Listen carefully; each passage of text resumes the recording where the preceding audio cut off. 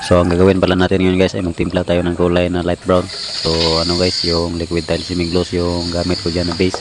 Tapos ayan yung mga tinting color natin guys, no, liquid tile na rosina, tapos liquid tile na black, tapos yung Venetian red ko dyan guys ay yung ano, yung acrylic na tinting color kasi naubusan ng ano, stock ng ano, liquid tile tinting color na Venetian red. So ayan guys, no, yung acrylic tinting color na Venetian red. Titimpla tayo dyan ng ano, light brown guys para doon sa PVC. So solvent base yung pintura natin guys, no. So solvent base din lahat yung ano natin, yung tinting color para match sila guys.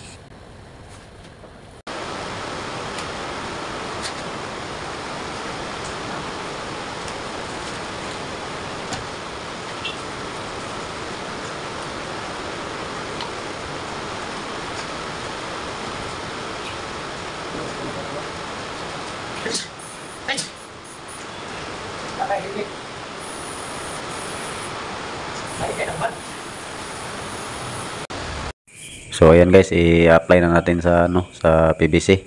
So bali yan guys ay naka-primer ng acrylic primer. Tapos ayan yung ano natin guys, yung top coat solvent base.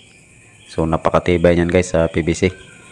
So basta magkamukha lang sila guys pagka tingala. So okay na guys yung may-ari.